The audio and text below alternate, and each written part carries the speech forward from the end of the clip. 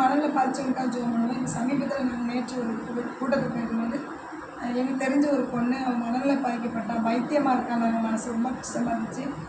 After மேரேஜுக்கு அப்புறம் ஏதோ குழு மாதிரி நடத்திருக்கிறாங்க, ஏதோ ப்ராப்ளங்காங்க, பண பிரச்சனைங்காங்க. அவங்க மணலில் பாதிக்கப்பட்டு பைத்தியமாயிட்டா அப்படின்னு கஷ்டமாக இருந்தது.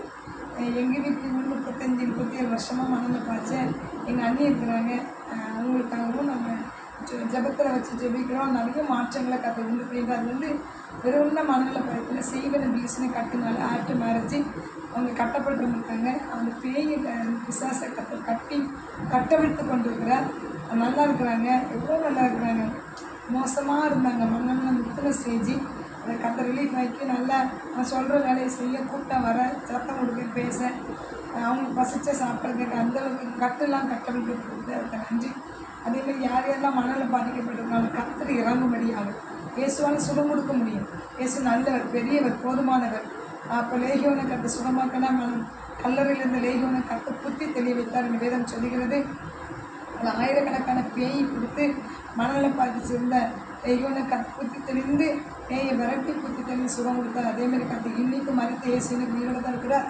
இன்றைக்கு சுகம் கொடுக்க வல்லவராக நம்ம ஜெபிப்போம். ஏசப்பா நமக்கு நன்றி நன்றி ஏசப்பா நமக்கு நன்றி நன்றி நன்றி ஏசப்பா. உண்மை துதிக்கிறோம். சோதராம் சோதராம் சோதராம் சோதரா ராஜா. மனநல பாதிப்பில் எங்கே இருக்கிறாங்க, வீட்டில் கூட்டி கிடக்குறா, நிறைய பேர் கட்டப்பட்டுருக்குறாங்க, நிறைய பேர் சங்கிலால் கட்டி வச்சுருக்குறாங்க, நிறைய வீட்டுக்குள்ள அடைச்சி வச்சுருக்குறாங்க, நிறைய பேர் தெருக்கள் அலைகிறாங்க. வாலிப பசங்க பிள்ளைங்க திருமணம் ஆஃப்டர் மேரேஜுக்கு அப்புறம் மனநல பாதிச்சவங்க பல பேர் அந்த தெருக்குள்ளே அலைகிறாங்கப்பா. அந்த வீடுல ஹவுஸ் அரெஸ்டாக இருக்கிறாங்க, கட்டப்பட்டுருக்குறாங்க.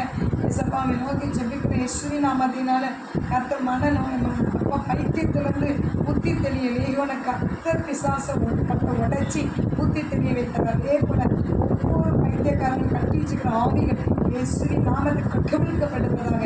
ஒவ்வொரு பைத்தியக்காரங்களையும் அப்போ மனநிலை பாதிச்சு புத்தி வேதனை தான் வேலையை தாங்க செய்யவே தெரியாது, தண்ணியை அசிங்கப்படுத்திக்கிட்டு தன்னுடைய எல்லா வேலையும் வீட்டிலேயே செஞ்சு, இருக்கிற இடத்துலேயே செஞ்சு, படுக்கையிலேயே செஞ்சு, வீடு நாற்றவனுக்கு வச்சு அவங்கள அப்படி புறக்கணிக்க வைக்கிறனால தரலப்படுவாங்க. இப்படியாக தூண்டுகிற ஆவி, செய்ய வைக்கிற ஆவி, பைத்தியத்துக்குள்ள புத்தி வேதனைக்கிற வைக்கிற ஆவி, எண்ணெயை சிந்தை கெடுக்கிற ஆவி, இப்படியாக செய்கிற இல்லாத சிம்மாசம கிரிகள், கொல்லாத ஆவிகள், எதிர்வலின் ஆவிகள், செய்வின பில்சி ஆவிகள், மாய மந்திர சக்தி கட்டிந்து சபிகள் இயேசு நாமத்தினால கட்டிந்து சபிகள் புத்தி தெளிவடைவர்களாக.